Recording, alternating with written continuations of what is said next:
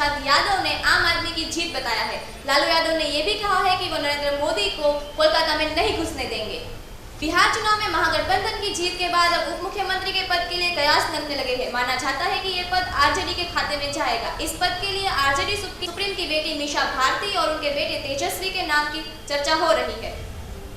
झारखंड के लोहरदगा विधानसभा में होने वाले उपचुनाव को लेकर कांग्रेस पार्टी हर संभव प्रयास में जुट चुकी है, जिसके मद्देनजर कांग्रेस प्रदेश ने जेएमएम पार्टी के अध्यक्ष हेमंत सोरेन से मुलाकात की और गठबंधन के साथ चुनाव लड़ने का प्रस्ताव रखा है। हालांकि हेमंत सोरेन की तरफ से इस प्रस्ताव में अभी तक कोई सहमति नहीं दी गई। बिहार चुनाव परिणाम के बाद झारखंड की जेएमएम पार्टी के अध्यक्ष हेमंत सोरेन ने महागठबंधन पार्टी को बधाई देते हुए कहा कि बीजेपी की हार ने यह साबित कर दिया है कि चुनाव पैसों के बल पर नहीं जीता जा सकता। बिहार विधानसभा चुनाव में आए परिणाम में जहां बिहार में आरजेडी, जेडीयू और कांग्रेस में जश्न देखने को मिल रहा है, वहीं दूसरी तरफ पड़ोसी राज्य झारखंड में भी उत्साह का माहौल दिख रहा है।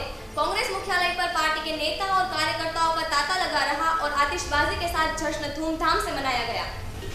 पूर्व केंद्रीय मंत्री और भाजपा के पूर्व नेता अरुण शौरी ने कहा है कि बिहार चुनाव में हुई हार को लेकर प्रधानमंत्री नरेंद्र मोदी, अमित शाह और अरुण जेटली को जवाबदेह ठहराया जाना चाहिए।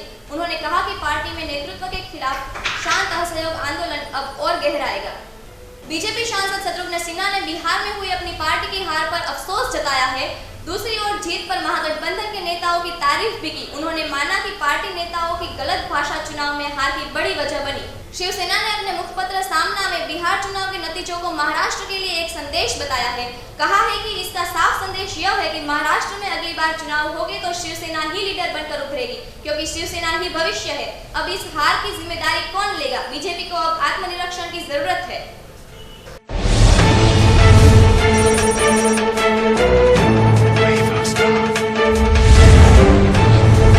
बीजेपी में चाय पे चर्चा के बाद अब हार पे चर्चा की बारी है।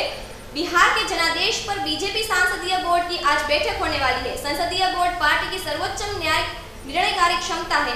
इस बैठक में बिहार चुनाव के नतीजों पर बीजेपी आत्मनिरीक्षण करेगी और अगले साल होने वाले चुनाव की रणनीति पर बात करेगी। बिहार चुनाव में पीएम नरेंद्र मोदी से लेकर सभी स्टार प्रचारकों को मैदान में उतारने के बावजूद बीजेपी तीसरे नंबर पर फिसल गई।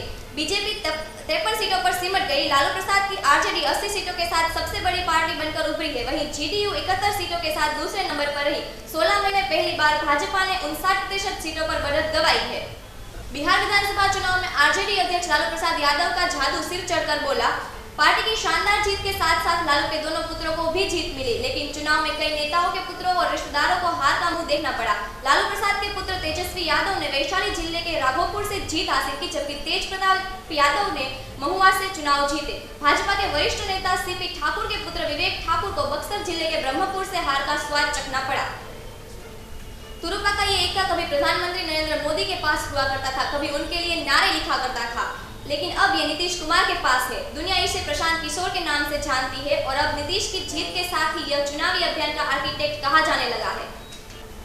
जिसने अब की बार मोदी सरकार बनवाई, उसी प्रशांत ने एक बार फिर नीतीश को सत्ता तक पहुंचाया। इसकी जीत के रुझानों के साथ ही यह नारा बदल भी दिया। अब पटना की सड़कों पर पोस्टर लगे हैं, हाँ भैया बिहार में बहार है, फिर एक बार मिस्टर कुमार है। बिहार विधानसभा चुनाव में हुई ऐतिहासिक जीत के बाद पीएम नरेंद्र मोदी ने नीतीश कुमार को फोन पर बधाई दी। इसके साथ ही बीजेपी अध्यक्ष अमित शाह, कांग्रेस सुप्रीम सोनिया गांधी, दिल्ली के सीएम अरविंद केजरीवाल और वेस्ट बंगाल की सीएम ममता बनर्जी ने भी नीतीश कुमार को बधाई दी। प्रधानमंत्री नरेंद्र मोदी ने चुनाव की तारीखों के ऐलान के बाद बिहार में 26 चुनावी सभाएं की थी। इससे पहले 4 परिवर्तन रैलियां हुई। कुल मिलाकर राजनीतिक सभाओं की बात करें तो प्रधानमंत्री ने बिहार में 30 रैलियां की थी, लेकिन रैलियों में जुटी भीड़ वोट में नहीं बदल सकी। चुनाव की तारीखों के ऐलान के बाद पीएम ने जिन 26 शहरों में प्रचार किया था, उनमें से 12 सीटें बीजेपी हार गई है। फिलहाल बुलेट न्यूज का सिलसिला हम यही खत्म करते हैं और खबरों के लिए देखते रहे INI न्यूज। धन्यवाद।